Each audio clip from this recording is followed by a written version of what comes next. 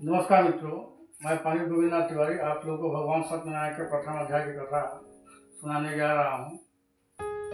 एक बार नैमिषारण्य में ऋषि इकट्ठे हुए और यह विचार करने लगे कि कलयुग में ऐसा कौन सा उपाय है जिसको करने से मानव का कल्याण होगा। उसी समय व्यास जी के शिष्य सूत जी आ गए और सूत जी को देख करके ऋषियों ने प्रणाम किया और कहा कि हे प्रभु, आप सही समय पे आए हैं।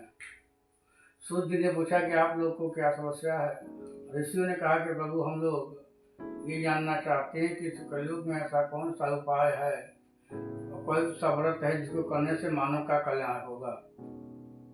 सूत जी ने कहा कि बड़ा सुंदर प्रश्न आप लोगों ने किया है मानव कल्याण के लिए। यही प्रश्न एक बार जो है नारद भगवान ने विष्णु भगवान से किया था और विष्णु भगवान ने जो उपाय बताया वही मैं आप लोग को बताने जा रहा हूँ। एक बार जो है नारद भगवान मृत्युलोक में आए और यहाँ पे घूम करके देखा कि लोग अनेक प्रकार के कष्टों को भोग रहे हैं।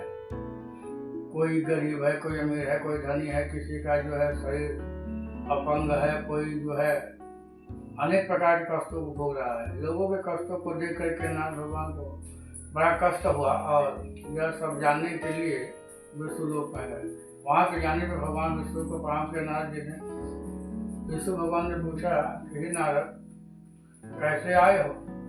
विष्णु भगवान ने बोला, जब पूछे तो नारद जी ने कहा कि प्रभु, मैं मृत्युलोक में गया था और वहाँ के प्राणियों को देख करके बड़ा कष्ट हुआ। आप तो कहते हैं कि मैं सबको जो है पालन करता हूँ, माता पिता हूँ, और माता पिता अपने बच्चों के साथ कभी कोई भेदभाव नहीं करते, लेकिन मैं यहाँ देख रहा हूँ कि लोग अनेक प्रकार के कष्टों को भोग रहे हैं। अतः मैं चाहता हूँ कि उनके कष्टों को दूर करने का कोई उपाय हो तो बताइए।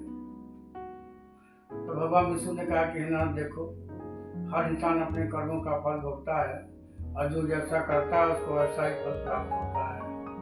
अतः मानव को अच्छे कर्मों को करना चाहिए और अच्छे फल तभी प्राप्त होता है। नाथ भगवान ने कहा कि प्रभु, अगर किसी ने पाप किया है तो उसकी गलती को सुधारने का कोई मौका हो तो बताइए। भगवान विष्णु ने कहा कि हे नारद, इस कलयुग में व्यक्ति अगर भगवान सत्यनारायण की कथा सुने, उनके पूजन को करे, उनके व्रत को करे तो उसके जीवन के सारे कष्ट दूर हो जाएंगे, इसमें कोई संशय नहीं है और मनोवांछित फल प्राप्त होता है। नाथ भगवान ने कहा कि प्रभु, ये बताइए भगवान सत्यनारायण की कथा किस समय सुना जाए और किस दिन सुना जाए, भगवान की कथा में क्या क्या लगता है। तब विष्णु भगवान ने कहा कि हे नाथ, भगवान सत्यनारायण की कथा सुनने का कोई दिन निश्चित नहीं है। जिस दिन भक्त के अंदर भगवान के प्रति श्रद्धा उत्पन्न हो जाए उस दिन अपने भाई बंधुओं को बुला करके भगवान सत्यनारायण की कथा को सुनना चाहिए। आटे को भूज करके शक्कर मिला करके पंजीरी जो है बनाए। यदि वो गरीब है, आटा नहीं खा सकता है, शक्कर नहीं खा सकता है, तो चावल को पीस करके गुड़ मिला करके भगवान के लिए नैवेद्य बनाए और ऋतु के अनुसार कर्म फल मूल से जो है भगवान का भोग लगाए और अपने परिवार के साथ जो है भगवान की कथा सुने। भगवान को पंचामृत से दूध, दही, घी, शक्कर से तुलसी दल से भगवान को जो है स्नान कराए, भगवान को भोग लगाए, श्रृंगार करे और भगवान का जो है ध्यान करते हुए भगवान सत्यनारायण की कथा को सुने।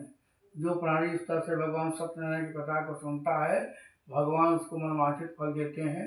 ये नारद, इसमें कोई संदेह नहीं है।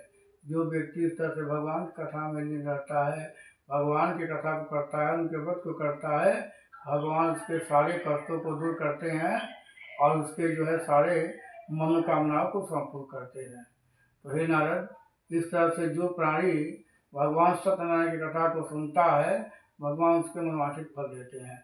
और इस तरह से भगवान ने नारद भगवान को ये सारी बातें बताई और उस समय से जो है धीरे धीरे भगवान सत्यनारायण का जो है कथा प्रारंभ हुआ और मानव भगवान सत्यनारायण की कथा को करने लगा।